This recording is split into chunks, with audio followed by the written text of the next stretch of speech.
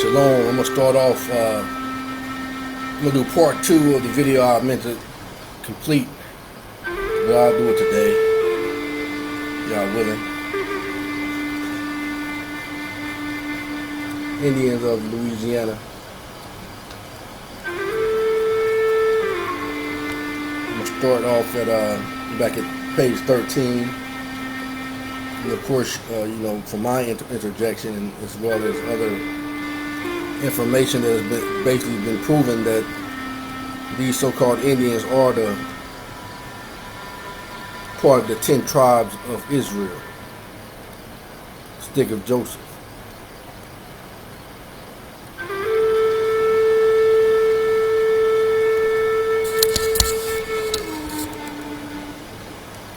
So, start off on page 113. Chickahominy. The Chickahominy was a tribe belonging to the Powhatan Confederacy. The Chickahominy were located in Virginia, and despite their small number, were one of the area's more important tribes. The name means related to the Powhatans. And part of their confederacy, the Chickahominy, were never under the Confederacy complete power, as were other tribes. The independence gave them a significant degree of political power. Their political and religious leaders were the same. They seem to have worshipped Oki, the god of evil. Priests warned they could summon Oki at any time. It was the most effective threat and accounted for their power. There was also Ioni,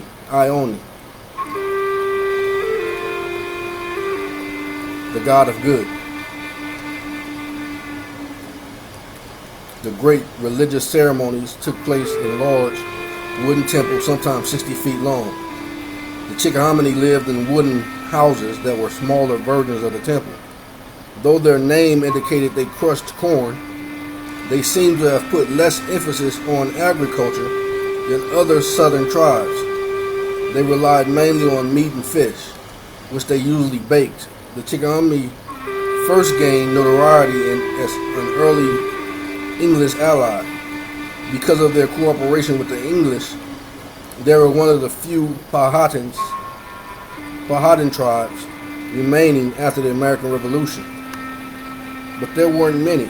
In the mid-1660s, there were probably some 900 Chickahominy, but repeated attacks by the Iroquois and other tribes reduced their population significantly. In 1722, the Albany Conference ordered the Iroquois, I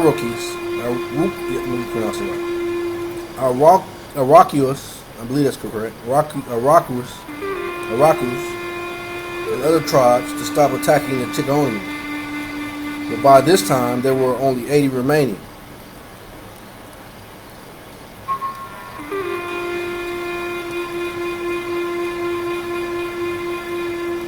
There is little data on their social structure. By the 19th century, the Chickahominy had ceased to exist as a separate unit. All Chickahominy since have been mixed bloods. Chickasaw. The Chickasaw was an important tribe, closely related to the Choctaw. They were a far more warlike group. One explorer wrote that no tribe was ever quicker to go into shedding of blood. Linguistically, the Chickasaw were Muscogean. Their language served as a medium between whites and Indians along the lower Mississippi.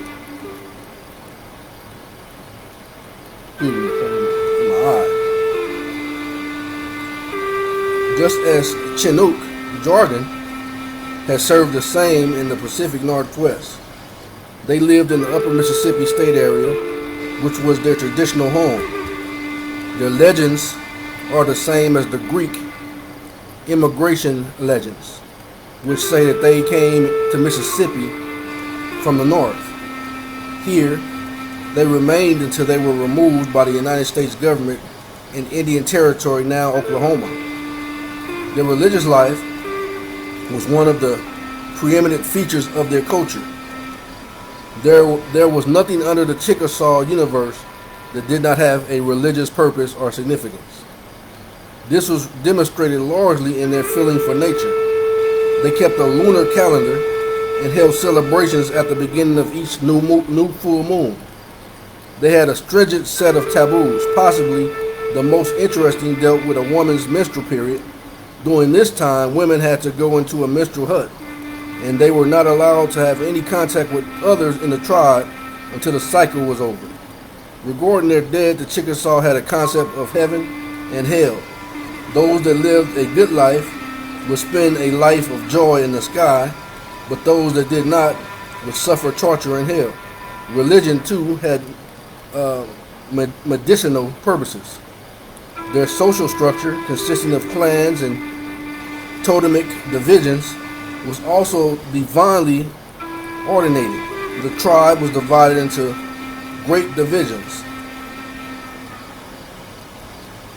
Imosakta and Itukawalipa.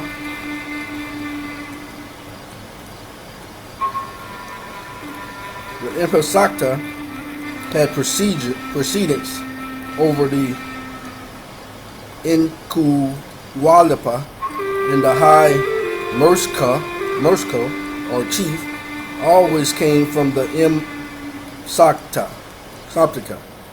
There were a number of clans, and members had to marry outside their clan. A child's clan membership came through the mother. Each band had an autonomous government, and together they confederated into a tribe. The government was patrilineal.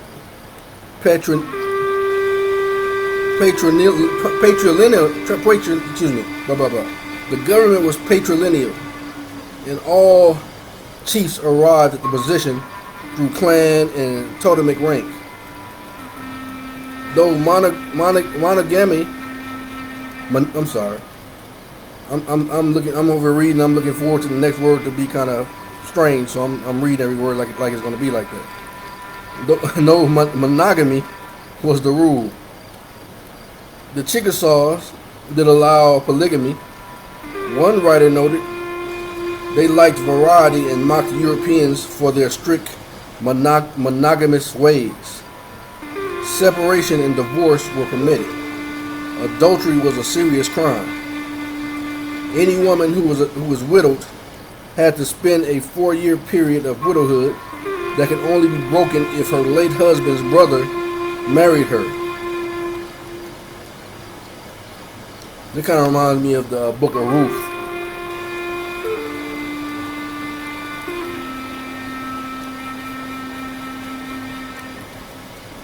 When Boaz had to redeem his kinsman.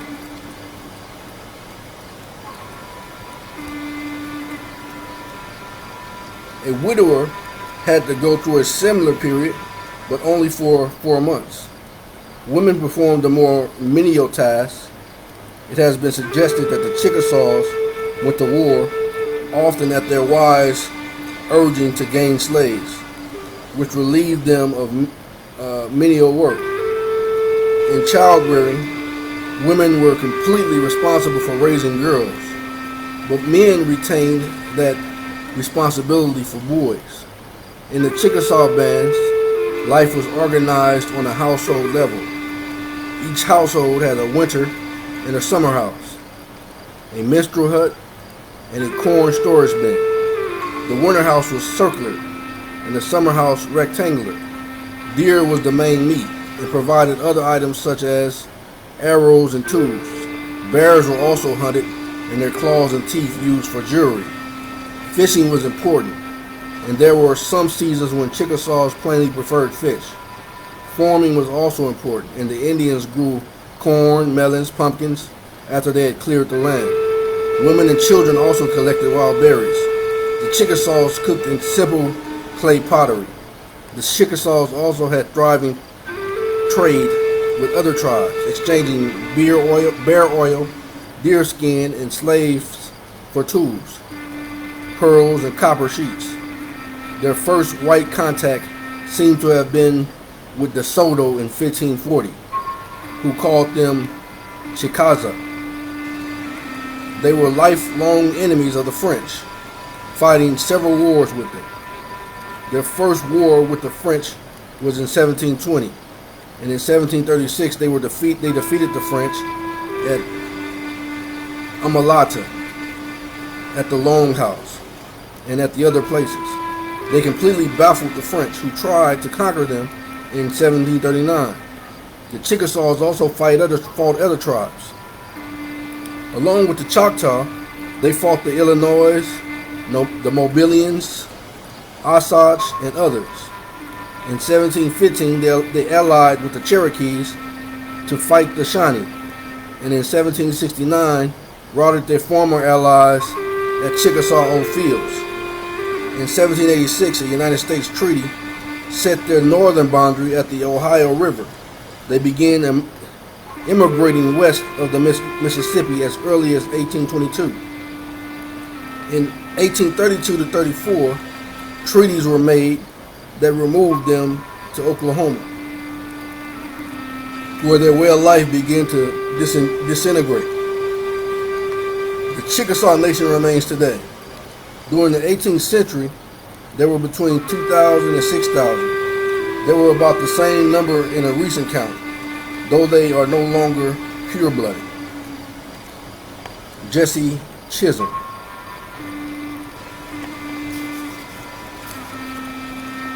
Page 15, Jesse Chisholm. Jesse Chisholm, Cherokee, 1805 to March 4th, 1868,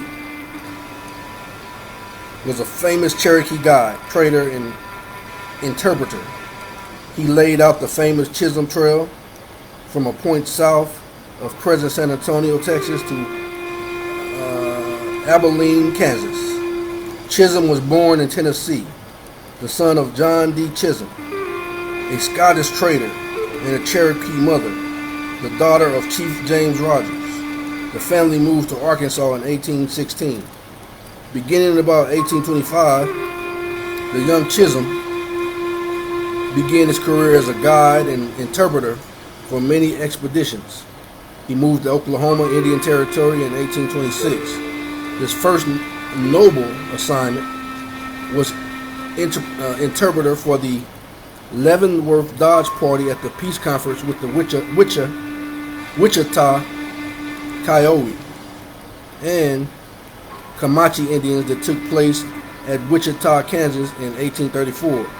He later served as interpreter for the famous Council Springs, Texas meetings in 1846 between the Comanche, Waco, Wichita, and other tribes that led to a short-lived peace treaty with the United States in 1847.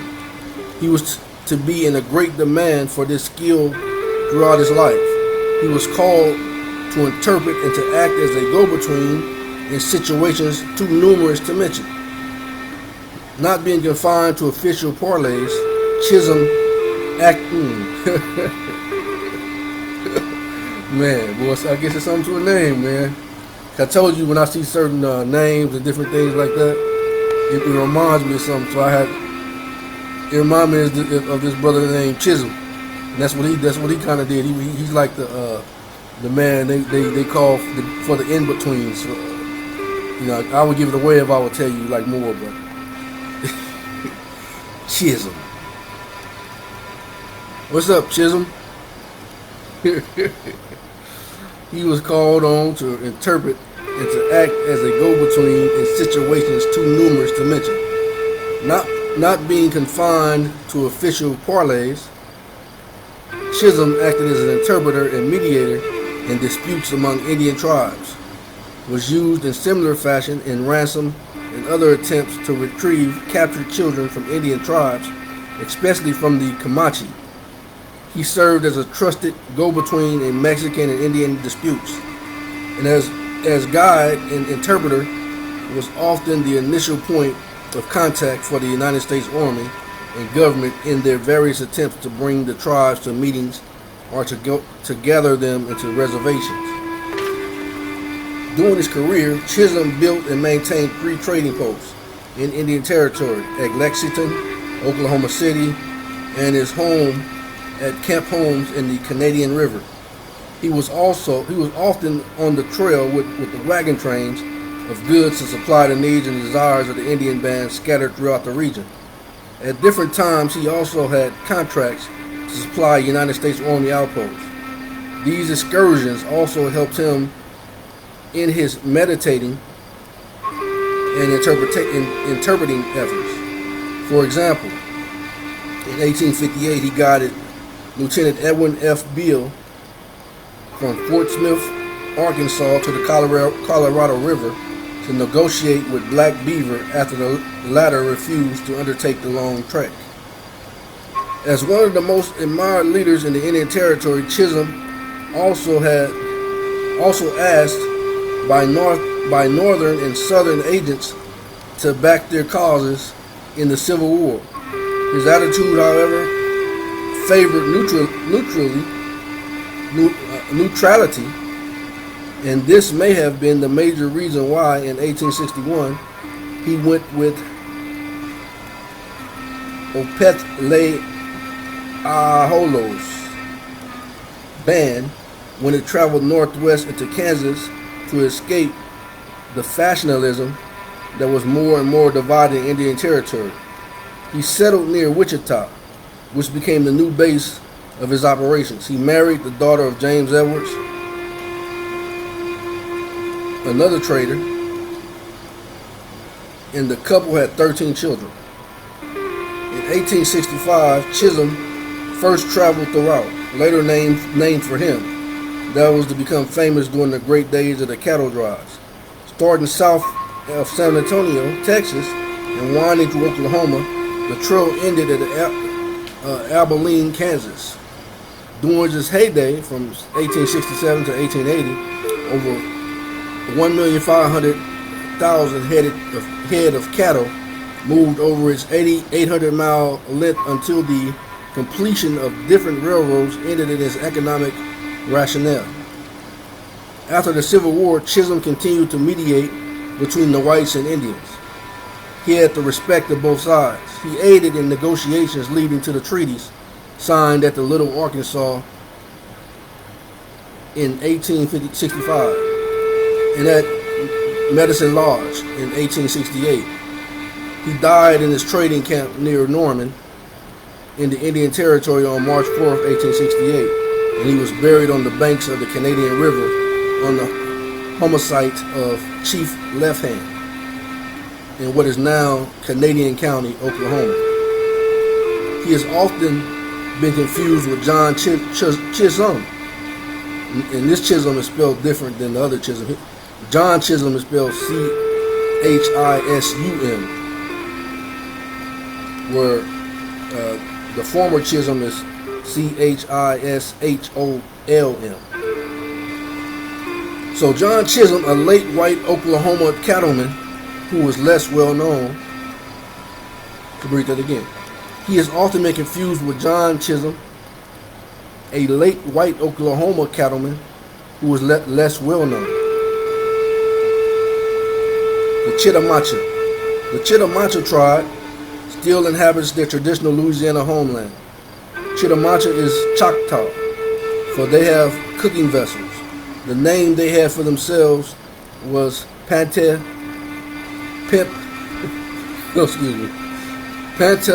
Pimpanch,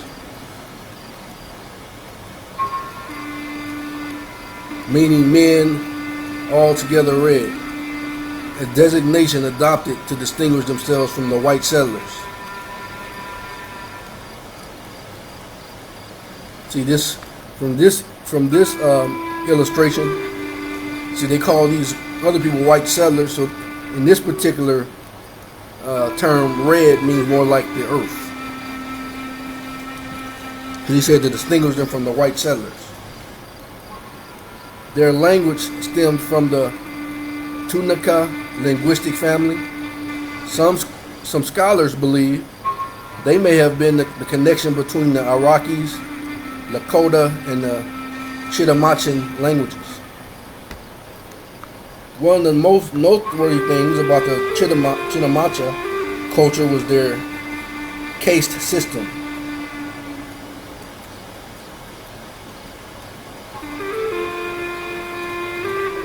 The chief and his descendants were nobility and treated with great respect. However, if a nobleman married a common woman, he lived in her quarters.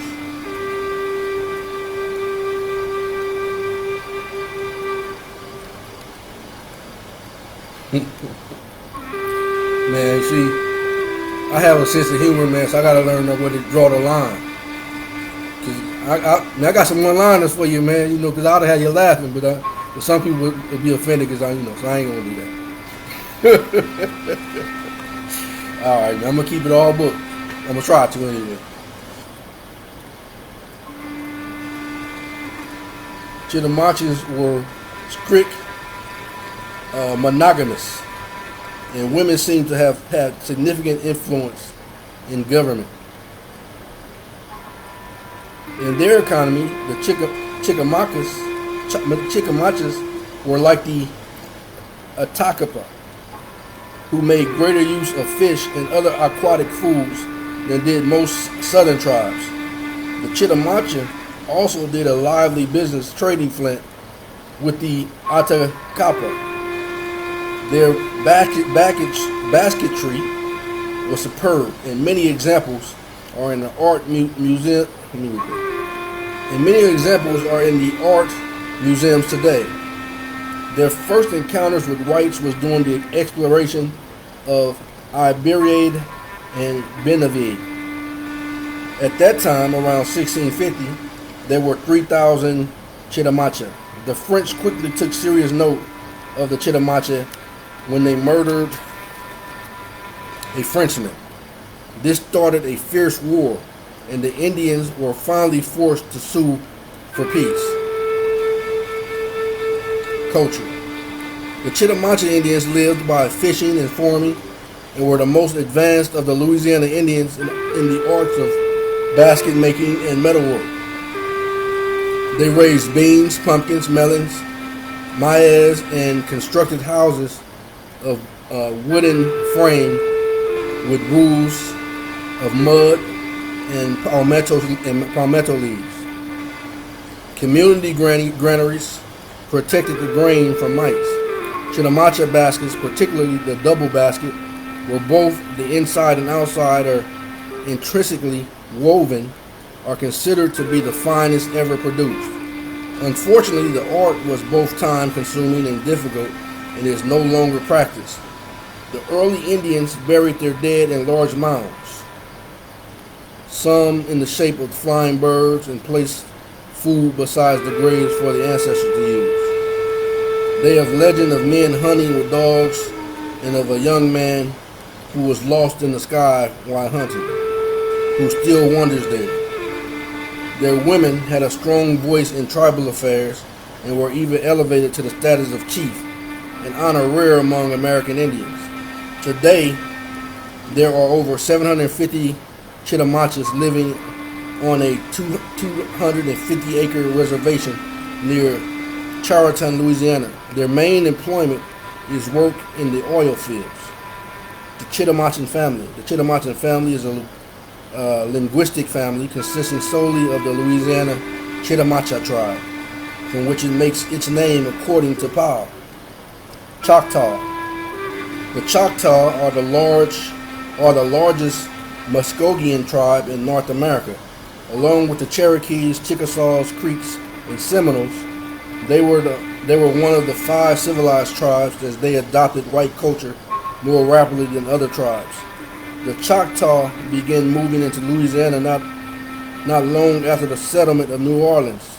Temporarily, at first, especially after the territory east of the Mississippi River had become ceded to Great Britain, some settled on the northern shore of Lake Pontchartrain, where a few remain. Other bands settled on the Nexpeaky, Red River, Bayou Boeuf, and elsewhere. Most of these drifted in time to the Choctaw Nation of Oklahoma. The Choctaws were closely related to the Chickasaws and originally may have been of one tribe. Many of their customs are similar, but the Chickasaws were far more warlike. Their legends state that they immigrated to their territory and started Mississippi from areas northeast. They probably arrived sometime around the 8th and 9th century AD. What has especially intrigued many theological scholars is that comparison between this Exodus and the Bible one. Read that again. They probably arrived sometime around the 8th or the 9th century AD. What has especially intrigued many theological scholars is the comparison between this Exodus and the biblical one. According to legend, the Choctaws followed a great pole that led them southwest. When they arrived at the chosen spot, the great pole stood completely upright. This compares to the pillar of the cloud and fire Moses and the Hebrews followed to Canaan. Governmentally, they operated under a system of dual governments, one for peace and one for war. Like the Cherokees, however, not much is known about the actual details of this government. Socially, they were organized into two phratries, under which were several clans. Marriages had to occur outside the clan, and apparently membership is a clan descended maternally. A father had no control over his children. Children obeyed their oldest maternal uncle. Although morality was not strict, moral deviates were not tolerated. A husband had the right to expel his adulterous wife. The most ancestral aspect of their religious life, which was generally similar to the Chickasaws, was their burial custom. The dead body was set on a scaffold where it stayed for several days until the flesh had decomposed. Then the family gathered around where the bones picker where a bone picker, especially an old man or woman, tattooed to designate position and who grew long fingernails for this purpose, would mount the scaffold and clean the bones of flesh. The skull had then painted vermilion and bone placed in a bone house. Poles decorated with wreaths were placed around the grave to aid the soul in its ascent. In their village life, each household had two houses, one for winter and the other for summer, like the Chickasaws. The winter house was circular to conduct a moist heat. The summer house was rectangular. Agriculture was the main male business. Corn was the principal crop. They also hunted and fished.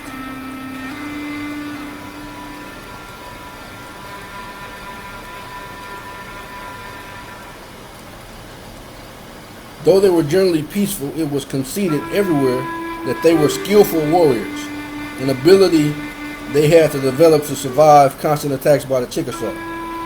Most wars fought were defensive rather than offensive. Their first white contact was with DeSoto in the 1500s. Man, so DeSoto got around. They always had very close relations with the French. Red Shoes, an important Choctaw, tried to start an English party among the Indians, but failed. Later, in the early 19th century, Tecumseh, Tecumseh, tried to get them to join his revolution, but out of the 1,000 warriors, only 13 joined him. Several Choctaws were noted for their outstanding statesmanship, among the Pushmata, who is buried in the Congressional Cemetery in Washington. In 1830, the Choctaws under Chief Dancing Rabbit were forced to accept a sham treaty similar to the Cherokee Treaty of New Ekato, ceding their lands to the United States. It was ratified by a minority of the Choctaws, and when the rest tried to protest, President Jackson refused to recognize them. They were moved to the Indian Territory, now Oklahoma. They were established a constitutional form of government similar to the United States structure, which they refused to abandon until Oklahoma joined the Union in 1912. History.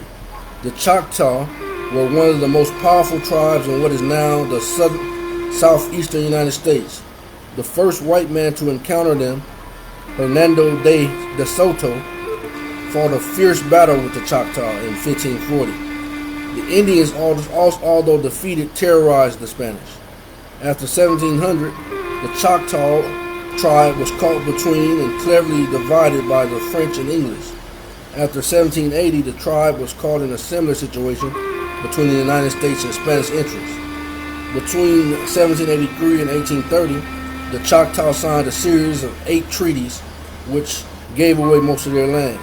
The Treaty of Dancing Rabbit Creek in 1830, which provided for removal of the tribe to Oklahoma, included a provision allowing those so choosing to remain in Mississippi. The last group to move left Mississippi in 1903, and from then until 1619, the remaining Choctaw were largely forgotten. A series of epidemics brought the tribe to the attention of the Senate, prompting an investigation. In response to the dreadful conditions revealed, federal money was appropriated for schools and services to the tribe. The tribe is and has been predominantly agricultural, raising crops typical of the area: squashes, beans, corn. The Choctaw disliked war and preferred to settle disputes through negotiation.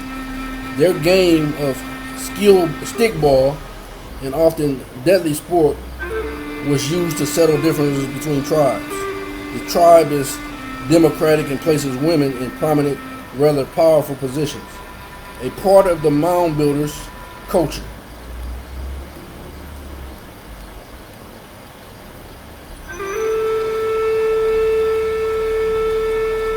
The Choctaw are the builders of the Naniweya, or the mother mound from which the first Choctaw was supposedly born.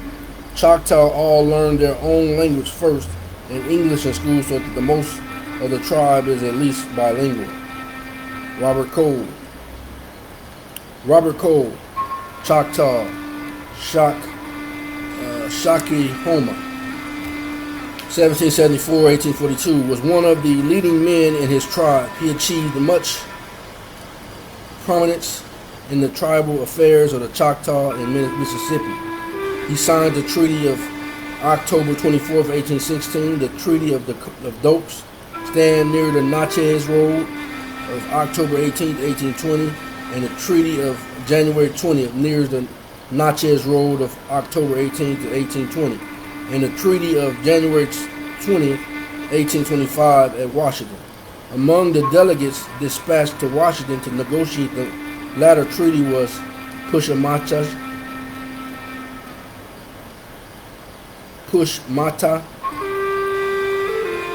Mashalo Tubi, Daniel McCurtain, and Apushnubi. Shanubi sustained a fatal injury by falling from a gallery of a hotel at Maskville, Kentucky, while en route to Washington, and Robert Cole, who accompanied the party, was substituted. The old chief, Pushmata, also died in Washington during this trip.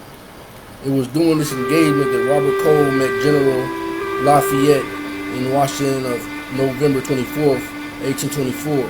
Section 8X of the Treaty of 1825 designated Robert Cole as chief of the district that therefore had been presided over by the Pushkinubi, and fixed his salary at $150 per year to be paid by the government. He served as chief of his district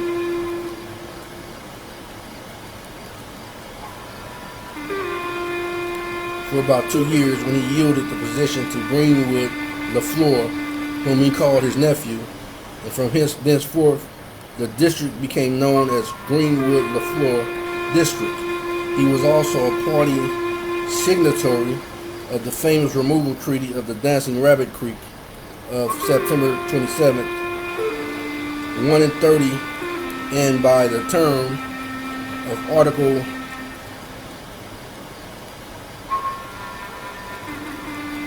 29 of the treaty, I believe it's 29, Roman numerals, whose sections of land were set aside to him. It will be observed that Robert Cole affixed his signature to each of these treaties by mark, which would indicate his deficiency in education. He did not speak nor understand the English language. He was very profoundly interested, however, in the education of the members of his family and of his people, and took great interest in the mission schools when they were established among the Choctaws. His children were sent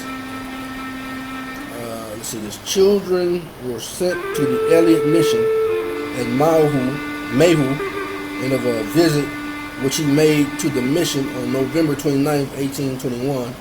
The Mission Herald says, he said he wished Coleman, his son, to remain here until he received a good education, and that he might stay 10 years if necessary. He did not wish to take him home until he was educated. As Captain Cole is a man of a firm mind and an excellent native sense, and as he was great influence in the Choctaws, we consider ourselves called upon to bless God for these favorable appearances. Cole had probably taken the Trail of Tears to the old Indian Territory, now Oklahoma. Oppressive conditions had probably divested him of his acres in Mississippi. His immigration occurred sometime after 1838. He established himself about 5 miles west of the present town of Moyer in what is today Pushamata County, Oklahoma, where he dies and is buried in the unknown and unmarked grave on his old home place. Robert Cole was a devoted member of the Cumberland Presbyterian Church. He was a faithful pilgrim on life's highway and must not be consigned to the mediocrity in the early history of the Choctaws.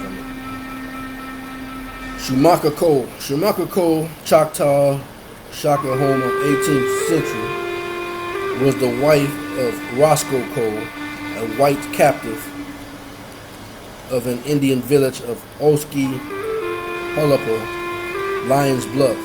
He was able to escape from the carnage and from his enforced residence among the Indians. By an aid of the Shumaka, his self-sacrificing Indian wife, nearly the whole tribe was murdered. About 200 escaped among the Choctaw. Shumaka was saved from the massacre, and in this, it is recorded, was because of her beauty. She was adopted by the Choctaw tribe. The life of Shumaka was colorful, forms of impressive story, and such details of her life as have been preserved are not wholly irrelevant. After her adoption by the Choctaw, she lived in the vicinity of the present town of Elliott, Grenada County, Mississippi. Although her life story is rather obscure, some alluring fragments of her history are preserved, and we learn that she served as a cook in the Choctaw contingent of General Jackson's army in the Creek War of 1813 through 14. She was very aged at the time of the removal of the treaty of 1830, and elected to remain in Mississippi as the treaty enabled her. In 1838, the startling declaration is made by Coleman Cole, her grandson, in his famous deposition that she had by Coleman Cole, her grandson.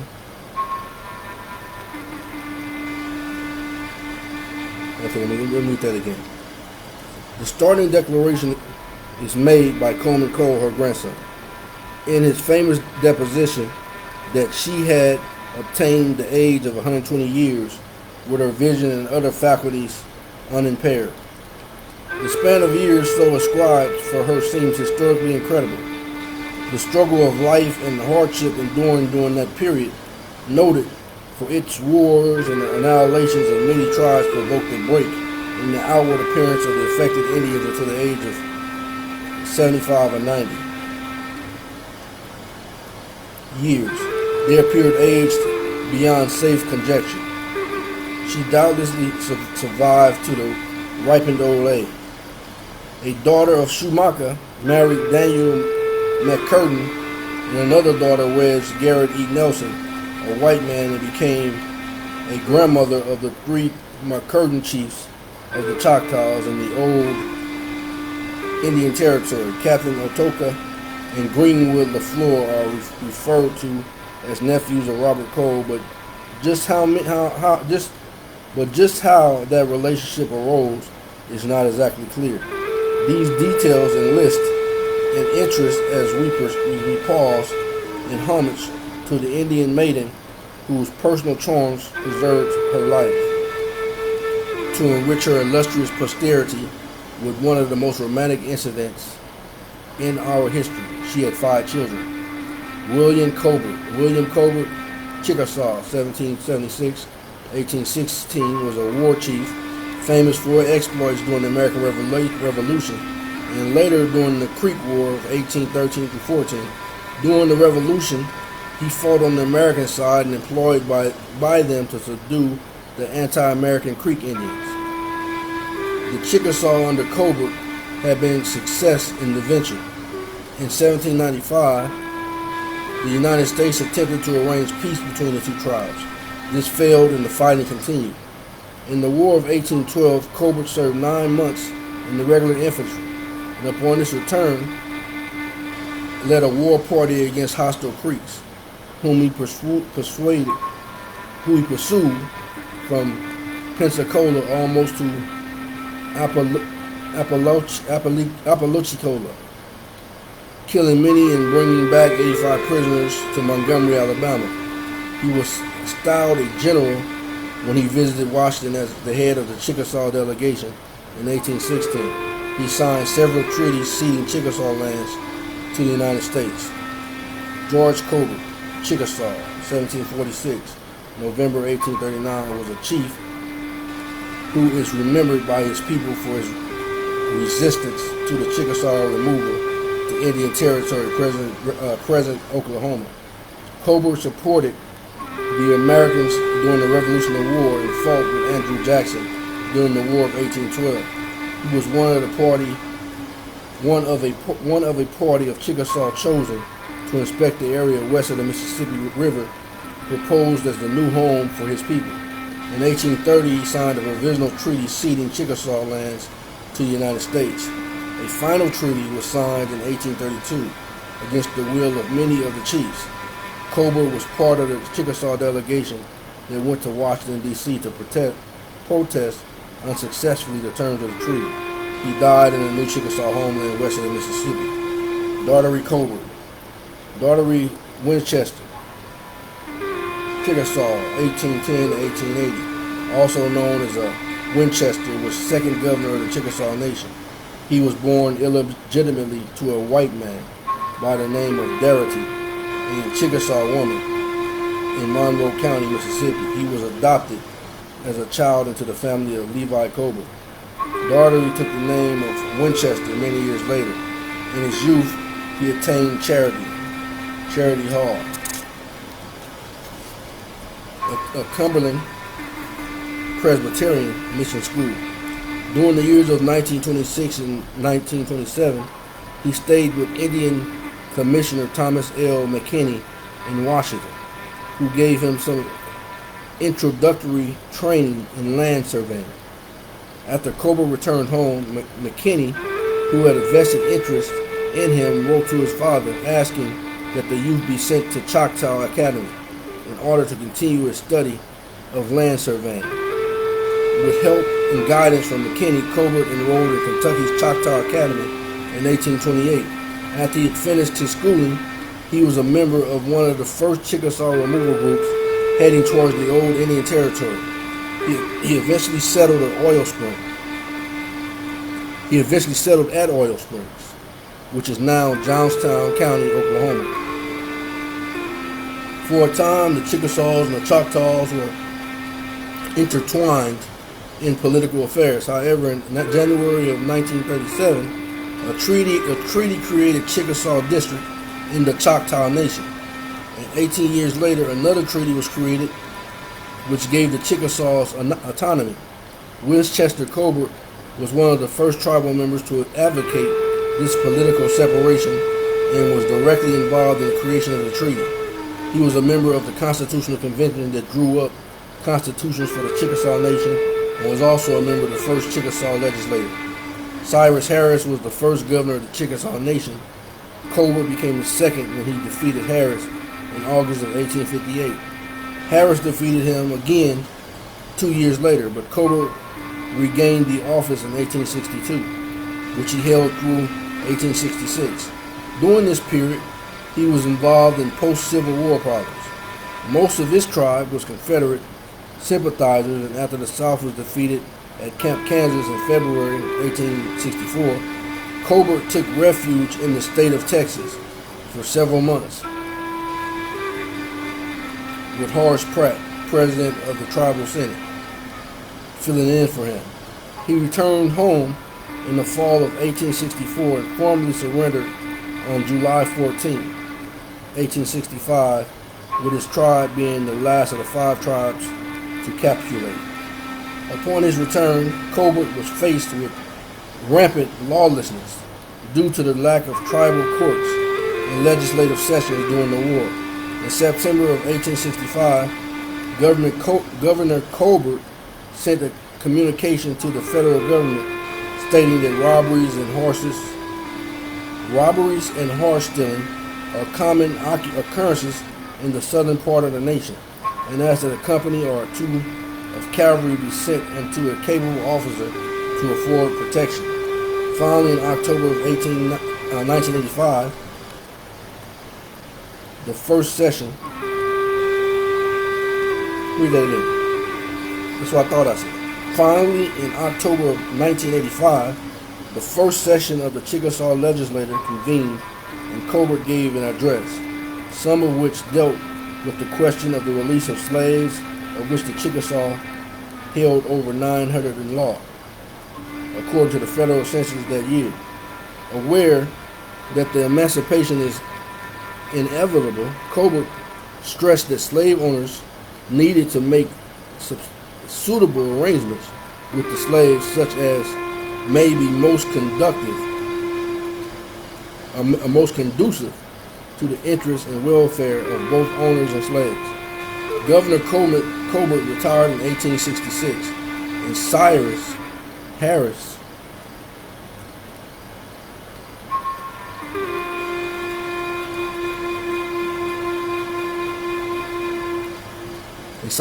once again replaced him. He went back to Oil Springs to live on his farm, and although he never again ran for office, he continued to serve as a member of the Tribal Senate, traveling to Washington on occasion as a representative of his tribe. He eventually sold his home in 1877. He died 3 years later and was laid to rest in the family burial ground. Colbert was married to Anika Kemp, and they had 1 son.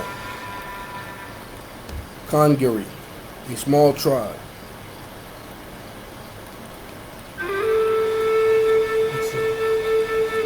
Congaree, a small tribe. The Congaree was thought to be Siouan, formerly living in South Carolina. The grounds for including this tribe in the Siouan family are its location and its intimate relation with known Siouan tribes, especially the Catawba, with which it was ultimately incorporated. However, according to Adair and Lawson, the Congaree spoke a dialect different from the Catawba, which they preserved even after the incorporation. In 1693, the Cherokee complained that the Shawnee, Catawba, and the Congaree took prisoners from among them and sold them as slaves in Charleston. They were visited in 1701 by Lawson, who found them on the northeast bank of the Santee River below the junction of the Wateree. Their town consisted of not more than 12 houses, with plantations up and down the country. On a map of 1715, the village of the Congaree is placed on the south bank of Congaree River, opposite the site of Columbia. A fort bearing the tribal name was established near the village of 1718. They were a small tribe, having lost many members by tribal feuds, but more by smallpox. Lawson states that although the several tribes visited by him were generally small and lived closely adjoining one another, they assigned these small tribes to the Siouan family conjectural. The Congaree, like many neighbors, took part in the Yamasee War in 1715, and as a result of which they were so reduced that they were compelled to move up to the country and join the Catawba, with whom they were still living in 1743. Maull's map of 1730 places their town or station on the north bank of Congaree River, opposite the trail of the Cherokee country. They were friendly people, handsome and well-built, and women being especially beautiful compared with those of other tribes. Corey. The significance of the names of Corey or Corinine is unknown, since the last stages of Corey existed was passed with a Loquian tribe. Some observers, though, that the affiliation of this people were also a Loguian. On the other hand, Lawson notes that their language and that of a tribe to the north were mutually intelligible, and there is reason for thinking that this northern tribe belonged to the Iroquois Confederacy. At least to the Corey tribe was closely associated in many ways with At least the Corey tribe was closely associated with many ways with the Iroquois Tuscarora. They resided on the peninsula south of Nueces River in Carteret in Craven counties, North Carolina. Their villages were Corrining, Narantes, and Raruta.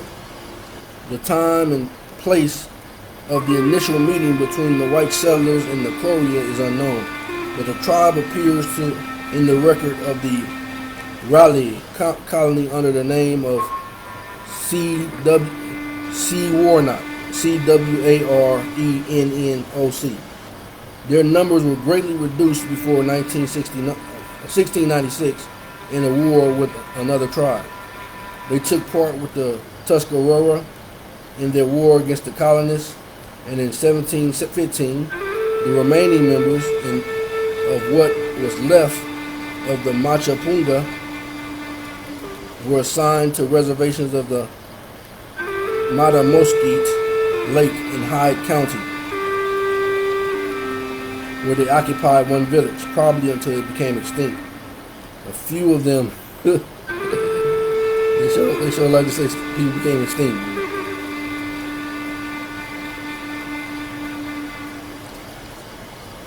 A few of them appear to have remained with the Tuscarora. The population of this tribe in the Nusuk was estimated by Mooney to be at 1,000 in 1600. In 1707, Lawson wrote that they have 25 fighting men and were living in 2 villages. No later enumeration is known. Although some distance from the Corey country, Core Creek Station in Craven County, North Carolina, many perpetuate the name of Corey. The Coushatta. The Coushatta are a large branch of the Alabama tribe. They were the most Keegan-speaking people, who also originally were called Sosati. They adopted Coushatta sometime around 19th century. Their language was such that men and women had differences in their speech patterns. From 1500 to 1600, they lived along the Tennessee River. Later, they moved below the junction of the Coosa-Tallapoosa River. Like the Muscogee tribes, they relied heavily on hunting, some fishing, and agriculture. The Coushatta also made fine baskets and wove clothes, industries the women continue today on the reservation. They were in addition noted for nose decorations. Okay. De Soto was the first white to establish contact with them. Man, De Soto boy. In his chronicles, he called them. See, I told you when I say certain names, it makes me go back to other instances. I believe De Soto was the one that told the story of Queen Khalifa. I think he was the first to contact her.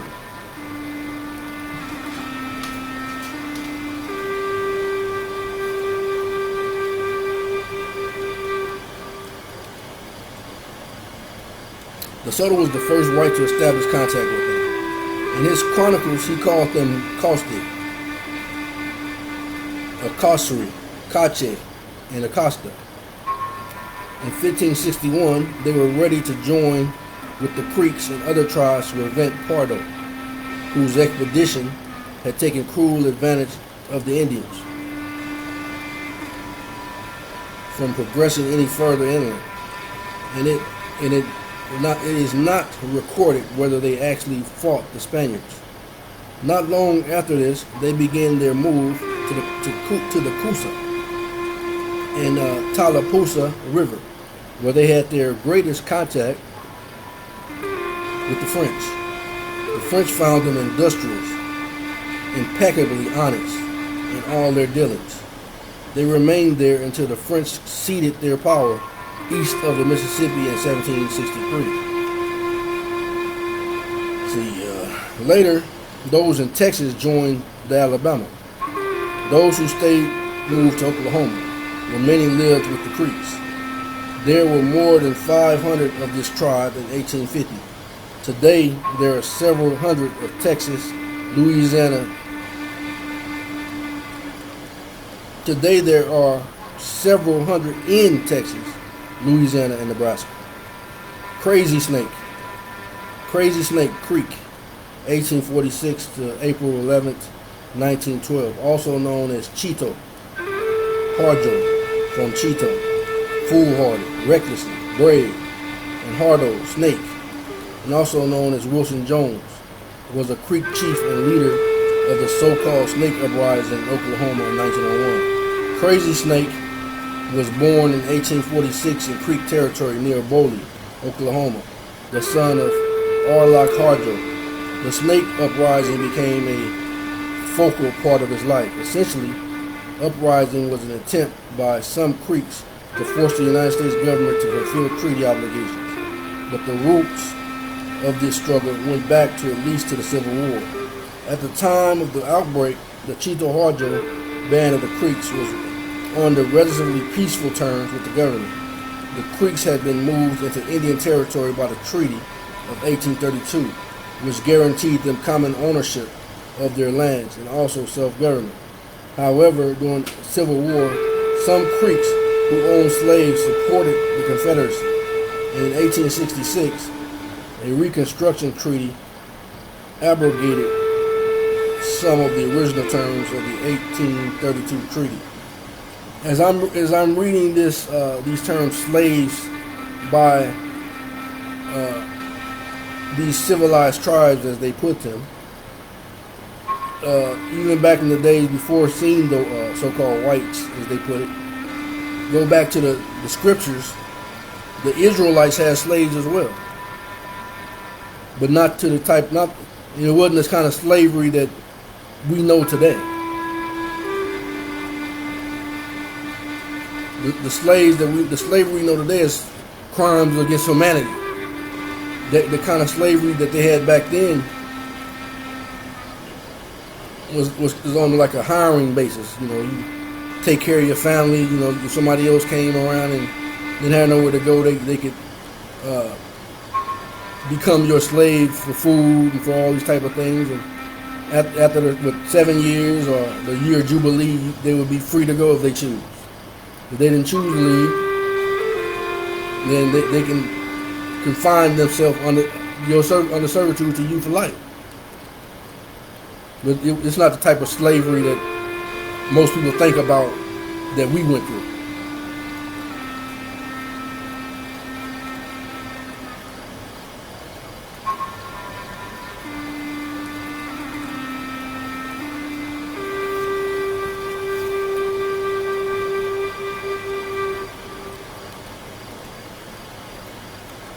And of course, all of us had never been slaves. Some of them. But I'm just talking when I say we as a people. Israelites.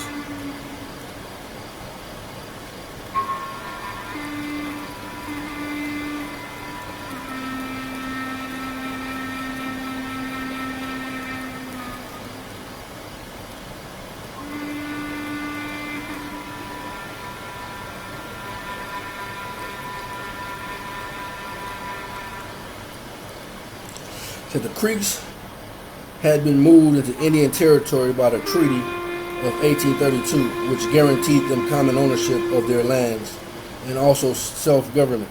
However, during the Civil War, some Creeks also owned slaves, supported the Confederacy. In 1866, a Reconstruction Treaty abrogated some of the original terms of the 1832 treaty.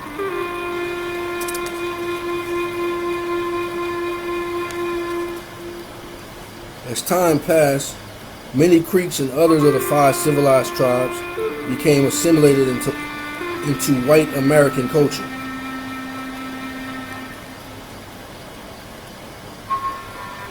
And then the thought that came in my mind when I read that part was, learn the ways of the heathen. That's no disrespect, that's just scripture. I have a lot of scripture in my mind which pops out when I read certain things. That's what I have in there.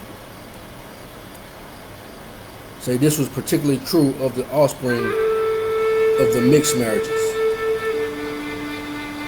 However, there were many full-blooded Indians like Crazy Snake who distrusted whites for many reasons. Tell you another scripture popped in my mind when I read that. Never trust your enemy. Matter of fact, let me pull that up so I won't be just talking. Let's see.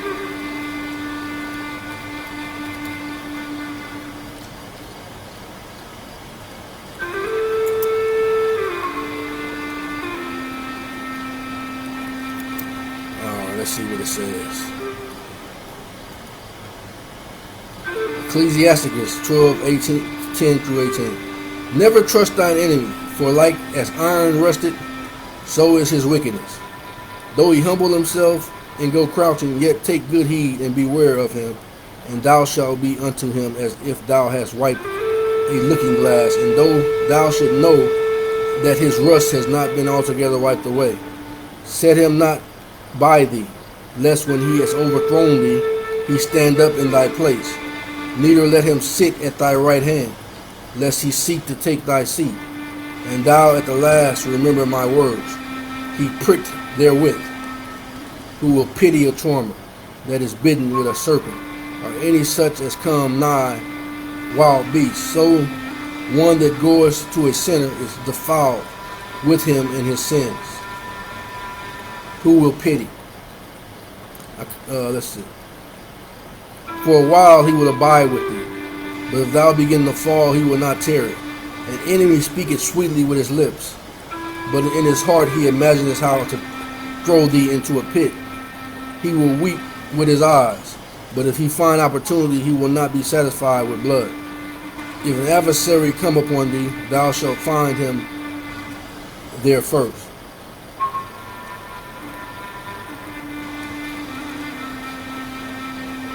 And though he pretend to help thee, yet shall he undermine thee. He will shake his head, and clap his hands, and whisper much, and change his countenance. See, that don't only come in white skin either. So, based on history, not just interjection, but based on history of our interactions, and a lot of, as the books have pointed out, a lot of trouble, not only this book, but I'm quite sure I'm going to read what he has to say. I haven't even read what he has to say. I'm reading the book as I go. But a lot of the so-called Indians, the Israelites, a lot of the trouble, just being honest, man. And this is not to put the blame or to point the finger at the Caucasian brothers that's out there that tries to be good. But it's just a fact, man. You know, every book you read, when these other nations come around, trouble comes. And they do exactly what that scripture says. So, you know, the scripture don't lie. But also, to be fair to them, I pointed out that also that same enemy comes in different colors of skin as well. But as a nation of people, these people have always done that.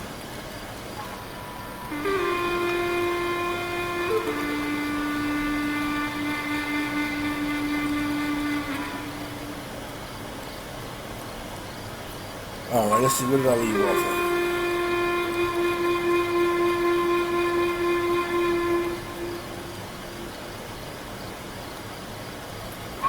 I think I just fell back at the top. It said, many Creeks and others of the 5 civilized tribes became assimilated into the white American culture. This was particularly true of the offspring of the mixed marriages. However, there were many full-blooded Indians like Crazy Snake who distrusted whites for many reasons and had as little to do with them as possible. This non-contact became a serious problem as plans were unfolded to include the Indian Territory into what was to become the new state of Oklahoma. The intent was that the land that had belonged in common to the Creeks and other Indians was to be divided among all the enrolled members of the tribes, and separated tribal governments would no longer exist. The full-blooded Indians opposed the plan. Crazy Snake became representative of this group in negotiations with the United States government. He set up his own organization known as the Snake Government, which is capital at Hickory Ground, Oklahoma. The Creeks organized a legislature and judiciary, and every effort was made to create a parallel Indian government. Continue official pressure to end this experiment, however, resulted in the rebellion of January 1901. It cannot be considered a major revolt since the affair lasted only a few weeks. However, it did attract over 5,000 combatants. Crazy Snake and his group were captured and brought to trial on February 2nd, 1901, and although found guilty, were only reprimanded and allowed to return to their homes. Man, that sounded like that was the act of the Most High right there. Further encroachments on the Creek lands continued. Crazy Snake made a number of trips to Washington and even hired white lawyers to plead the Creek's cause. In the end, he was unsuccessful. He made an impassioned and widely publicized speech in Tulsa in 1906 to the Senate Committee on the Land of Treaties. When Oklahoma became a state in 1907, the term of the land legislation went into effect, and some of the non-enrolled Indians, like Crazy Snake, did not receive the land to which they felt entitled. The seeds had been sown for a new conflict. The causes of the New Creek outbreak in 1909 were shrouded in confusion. It involved the loss of 1,000 pounds of smoked bacon. It is not clear whether Crazy Snake's followers were the ones trying to steal the meat. It wasn't clear, huh? The facts became murkier when police came to arrest the alleged thief at the Harjo home in Hickory Hills, where another political conference was going on. Fighting broke out, and a number of whites and Indians were shot. Crazy Snake escaped. About 40 Indians were arrested. It is possible that the shootings were the result of the involvement of black supporters of Crazy Snake, known as the Smoked Meat Rebellion. This minor skirmish soon took on the aspect of the full-fledged war, one that famed by rumors of hysteria on the part of the white settlers. Units of the Oklahoma National Guard were called out for duty. Responsible state officials tried to calm the furor, but many possessed and bounty hunters roamed the Indian areas for a time. Crazy Snake and a number of his followers managed to escape from one capture attempt, and shots were fired. Eventually, the violence died down. His home destroyed, Crazy Snake dropped out of sight for over 3 years. There have been many accounts of where he spent his time, that he spent most of the period at a friend's house at the old Choctaw settlement near Smitherville, Oklahoma. He was in hiding, but no real attempt was made to find him. He died possibly at the belated results of an earlier wound on April 11, 1912, although his death has also been reported as occurring in 1911. Crazy Snake was a remarkable orator and a staunch advocate of traditional Indian ways as a defense against white encroachment. He may not have appeared successful in the eyes of the observer, but he did his best to achieve what he believed to be justice for his people. Creek. The Creek are an important Muskogean tribe who, along with the Cherokee, Chickasaw, Choctaws, and Seminoles, were one of the 5 civilized tribes so named because they adopted white culture more rapidly than others. A Muskegean-speaking tribe, they were part of the Great Muskegean Confederacy.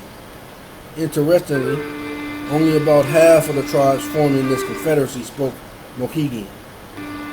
The Creeks lived in Alabama and Georgia. Like the Chickasaws and the Choctaws, they migrated forth from the north. As their village life changed, Creeks lived in small wooden houses that were clustered together according to the clans. Agriculture and hunting provided the basic staples. Corn was prepared 42 different ways, according to one observer. They ate a variety of fruits and meats and brewed a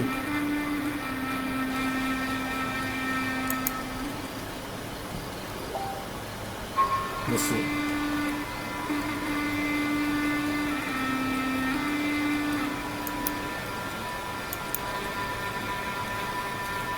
Alright, let's see.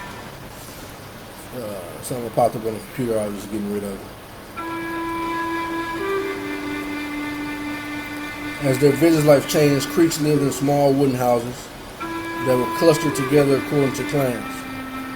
Agriculture and hunting provided the basic staples. Corn was prepared 42 different ways, according to one observer. They ate a variety of fruits and meats and brewed a mildy alcoholic drink called hickory milk.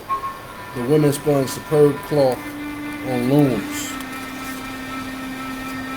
As to the social organization, the Creeks, like so many other tribes, were organized into clans. Marriage was only permitted outside the clan. Girls were trained and educated by their eldest maternal aunt, while men handled the young boys. Adulterous or misbehaving wives could have their ears and noses clipped. Many of these women became prostitutes. Women could start divorce proceedings against the husbands, however, by tossing their possessions out of the house. Such men had then returned to their mother's had to then return to their mother's house. The Creeks were generally a forgiving people. One of the most outstanding characteristics of their religion is that the annual green corn dance, the most important of Creek ceremonies, every sin or violation short of murder was forgiven. The Creeks' religious structure was a combination of priests and shamans.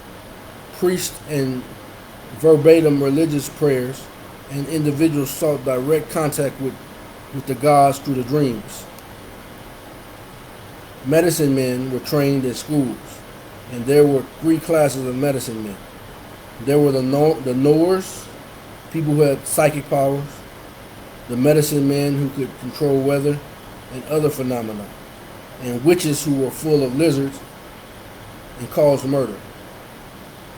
If a doctor's patient died, he was suspected of witchcraft and was often killed by descendants of the family, deceased family. The dead were usually buried in the bed they occupied in their house. Mothers also buried their dead children in their house to ease their mourning. One ritual commonly practiced by men before going to war, playing ball, having council meetings, or other auspicious event was the drinking of asi, the black drink. This was a milk narcotic that caused nausea. It was taken for spiritual and physical purification. Every Creek town had its own chief and was autonomous in local government. The chief and his vice chief were approved by council. Though the position was not hereditary, one clan usually furnished the chief. The Creeks had no war chiefs. All chiefs were called peace chiefs. There were three classifications of warriors, each with a certain degree of authority. One went up the ranks according to one's valor in war. Certain Creek towns, called white towns, were designated only for peace ceremonies, and certain others, called red towns, were designated only for war ceremonies. The Creeks were first met by, guess who? The Creeks were first met by De Soto in 1540. In 1559, Tristan de Luna visited. But all that can be said of the visit is that he left the tribe in a deplorable condition. See, that's what I was talking about. You know, not what I'm talking about, but just what I'm reading and what I've known. Every time De Soto show up, boy.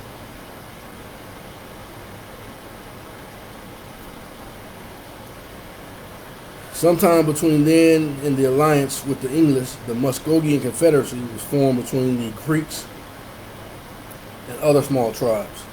They came into the prominence as English allies in the Appalachian War of 1703 to 08. They remained friendly to the British while hostile to the Spanish in Florida. Following the American Revolution, certain bands became anti-American while others allied with the Americans. Creek warriors helped Jackson defeat other Creeks at the Battle of Horseshoe Bend in 1812. Soon after, there developed a major split in Creek-American relations, and this resulted in Creek Wars of 1813 and 14 through 14. This time, they fought Jackson, and the bloody war ended with their total defeat and loss of much land. Between 1835 through 43 was the Seminole War, a torturous affair that finally secured peace between the Creeks and southern tribes, and ended with most of the Creeks removed to Oklahoma. In Oklahoma, they established a nation based of the United States Constitution with a single executive branch, the House of Kings, that was similar to the Senate, a House of Warriors similar to the House of Representatives. The first estimates of Creek population were in the 18th century, when they had between 11,000 and 20,000. Today, several thousand live on the reservation, but many more are assimilated into a modern America, and probably total closer to 20,000. Croatian. The Croatan are a group of mixed blood survivors from various eastern tribes living in Robeson County, North Carolina, of very uncertain ancestry. Originally, they seem to inhabit the island of that name at Cape Hatteras, today known as Cape Lookout in North Carolina, said by some to represent the remnants of the famous lost colony of Sir Walter Raleigh. They have an almost mythical history. When Raleigh sent his exploratory party to Virginia in 1585-86, he authorized the party to colonize Roanoke Island. The effort failed, and Sir Richard Giver assigned 15 men to stay behind to preserve the English claim to the land. In 1587, a second group behind a second group of 117 persons was sent over under John White, who had been instructed to avoid Roanoke due to earlier failure. Alright, so I'm going to leave it there. That's interesting because, like I said, that's my first time reading that, so maybe I'll come back later and read some other tribes as well at another time, y'all willing, and learn more about this book as I read it to you. All right, shalom, shalom.